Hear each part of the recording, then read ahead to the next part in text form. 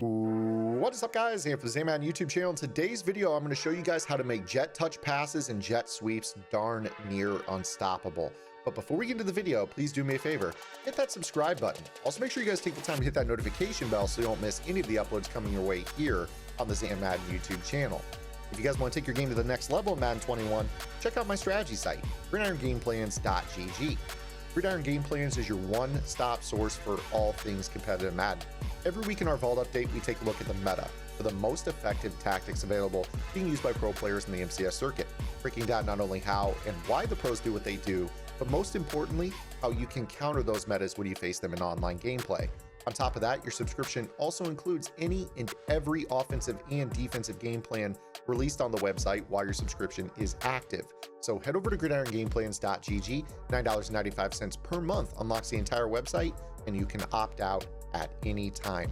Okay guys, without further ado, let's go ahead and get into today's video. This particular video is going to break down jet touch passes and jet sweeps from shotgun and the best way that you can possibly run these. Now, first, let's go ahead and start off with the type of player that needs to be taking this handoff. I think it should come as no shock to you guys that you guys want an athletic receiver, a guy with locomotion style that is super agile, can fit through holes, and can do the stop and go that I'm going to show you here in this video as well. I think it's also important to kind of understand that some of the other archetypes of receiver can hit 99 speed, but they're not going to run the same way. So just because your receiver maybe has 99 speed, maybe has 99 excel, maybe like 97, 98, maybe even 99 agility, just because they have those ratings doesn't mean they're going to run the same as somebody that's got a different running style. So when I think of a jet touch pass guy, I'm thinking of somebody like Tyreek Hill. I'm thinking of Hollywood Brown. I'm thinking of Dante Hall. I'm thinking of those smaller archetypes that are really agile and can cut on a dime. I'm not thinking so much like DK Metcalf, who might be 99 speed, but obviously is more of a physical specimen, is not going to have that change of direction that you're looking for on this tip. Now, the second and arguably the most important thing to know about jet touch passes in this game is that they basically only work to the left. I know this sounds weird. Jet touch pass blocking is terrible when you run them to the right. If you don't believe me, try it out on your own. You're gonna get your best results going right to left. In fact, you take a look at my play calls. I am in the spread offense right now. This is my favorite offense to run. You guys know that I've been breaking this down for basically the duration of 2021. I've been sitting in this for the last 3 to 4 months. And I love the jet touch pass out of the gun ace offset. This is one of my favorite plays. I come out, make you respect it every single play, and then I audible into a ton of other stuff that is in ace, whether it's a slot offset or the wing offset weak or the regular wing offset or the wing flex weak. There's a ton of different formations that I can audible into. But first and foremost, I'm making you respect the jet touch pass. Now, most players, when they face the jet touch pass, they can't defend it from the 3-3-5 wide, and the reason they can't do that is because they can't shoot the middle gaps on like read option, inside zone, outside zone, power O. You guys get the drift. There's a buck sweep in this formation. They can't shoot all those interior gaps while respecting the outside handoff on the jet touch pass. So let's go ahead and kind of take the field here with this. I'm going to show you what I do is I run this going right to left, and I'm just going to choose random play. Now, I probably will take some tackle for losses here since I am on random play. Sometimes they're just going to blitz off the edge. Sometimes there's going to be some missed assignments. Those things are going to happen. But I'm going to show you the thing that, in my opinion, makes the jet touch pass really effective, and that is the stop and go. Now, most of you probably know how to stop and go out there. I am certainly not the best stick work guy in the community by any stretch of the imagination, but it is something that if you practice, you can pick this up in maybe 20 minutes, 25 minutes. And all we're going to do when we take this handoff is we're not going to touch the trigger. We're not going to touch the sprint button. We've covered this before here on the YouTube channel. When you hold the sprint button, whether it be with a running back or a quarterback behind the line of scrimmage, defensive players shed. You don't want that to happen. So what we're going to do is we're going to tap the A button to get the auto motion going. And then what we're going to do is we are going to, when the ball is snapped and kind of touch passed or handed off to the receiver, you're going to run left, and then you're going to tap the stick directly right and then back left again. and that's going to get you a little stop and go. So you're going to see what I mean here. We're going to go left, right, and then left. And what that does is two things. It allows your people that are out in front of you to get out further in front of you, which is going to give you more space to make this decision. And two, it makes everybody in the run fit stop. So watch this.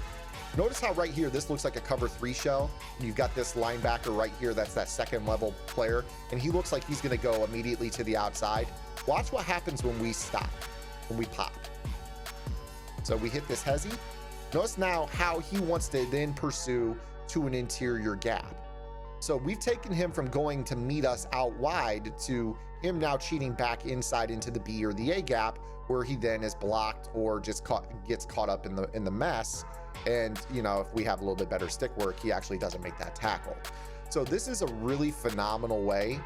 Right here, we've got a double safety blitz through the B gaps. Let's see if we can actually get this to work here, because if we can stop and pop this, this is a free ticket to the outside. You see how we're able to get that. We didn't get a great block from our lineman or our tight end on that play, but we ended up with our block setting up correctly. So again, here, you kind of do this here. If you see that guy stop, and you see what you can end up doing is that allows you to then kind of make that move back to the inside if the stop and pop doesn't end up working. Here, naturally, I probably would just stop and then go right up the middle rather than to the outside. So like stop, and then you see right there, even that corner off the edge, he tried to pursue back to the inside. Probably would run an inside zone against Dollar. Right here, where you start to get into some of these defenses where you get a safety showing down off the edge, a lot of times they don't block this guy. That's something to kind of consider as well. But you see right there, we actually did block and we just didn't get the execution on the block. So from a team building standpoint, my recommendation here is if you're doing this and you're getting, you know, the stop and go down and guys are just shedding, just get better blockers, get heavier guys. Heck, even don't be afraid necessarily. You see right there, honestly, the space that gives you, you could go inside or outside. I'm just rushing myself a little bit. Again, here's another like $146 type of setup. Probably go to the outside, stop. You can see right there how he pursued from the inside. You don't always have to stop and pop. A lot of players, even myself, will do that out of habit just because it makes all the interior run fit defenders stop and not pursue the outside. So you stop here. You see how he cheated, and that allowed us to set up our block. Now, right there, what you saw was him run through an arm tackle. That happens all the time on jet sweeps. It's like a program thing in this. It happens all the time. This animation where a guy just kind of sticks his arm out and you run right through it happens all the time. I've done it with Tyreek. I've done it with every single player who hands the ball.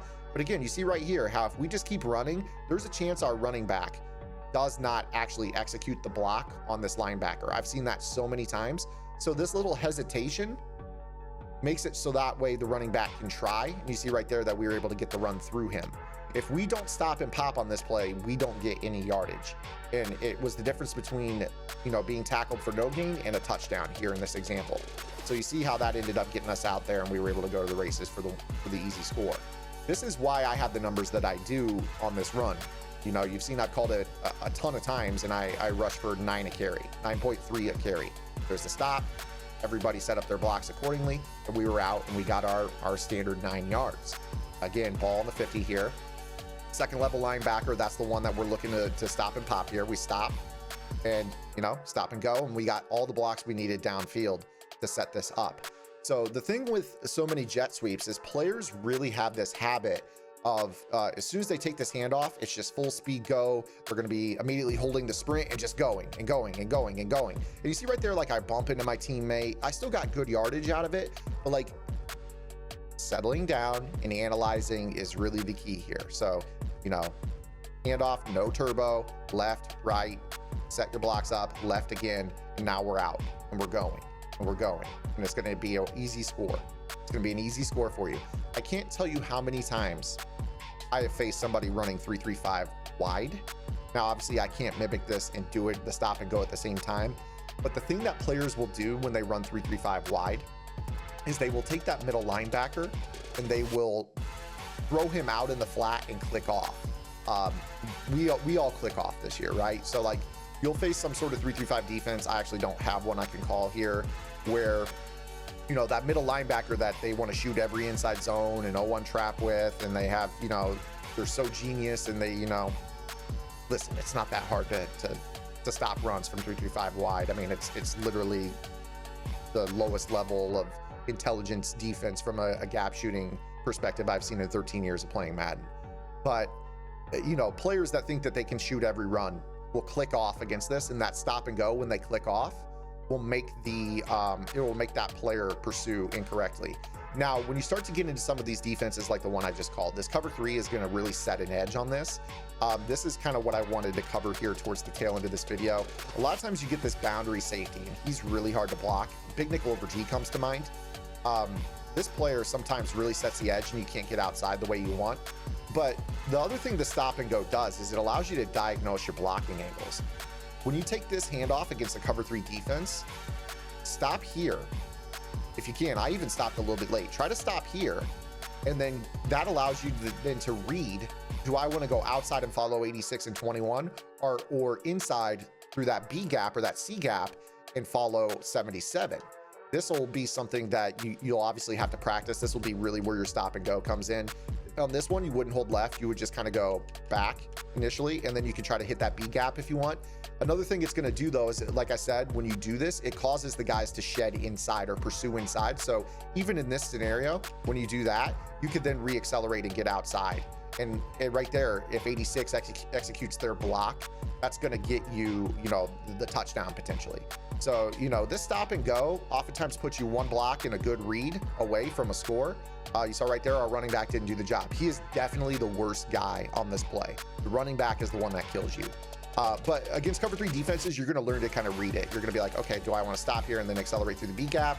That's what I do right there. That's kind of the exact freeze frame that I showed you just about a minute ago, and ended up getting us to pay dirt there on that play. So this is, you know, a play that is, it's basically going to go to your passing, but it's a safe outside run that allows you to pick up chunk yardage and get to a point where you can stop the clock. That's really, I love this in the 2-minute drill. You see here how that actually right there, if I just get my blocks and I don't get shedded, I'm out. That's a touchdown.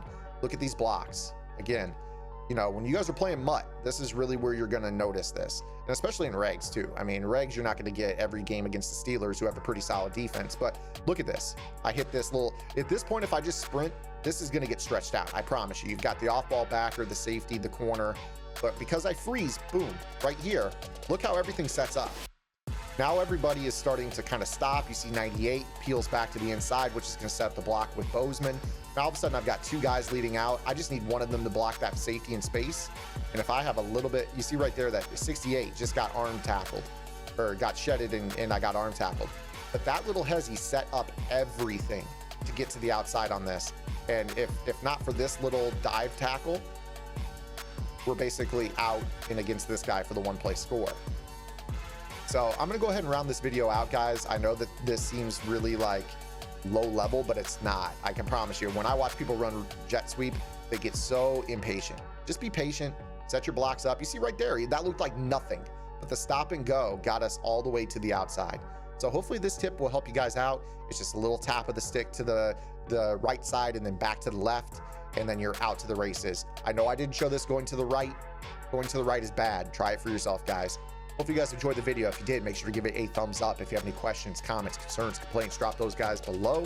Make sure you guys subscribe to gridirongameplans.gg. $9.95 per month unlocks the entire website. And if you really like this tip and you want to run this particular jet touch pass, I think it's the best in the game. You guys can get the full spread game plan, get an entire offense. Far and away my best offense of the year is my spread ace. You guys will want this particular tip to mesh it with over 3 hours of spread ace breakdowns. Promise you, it'll be an offense that'll take you into Madden 22.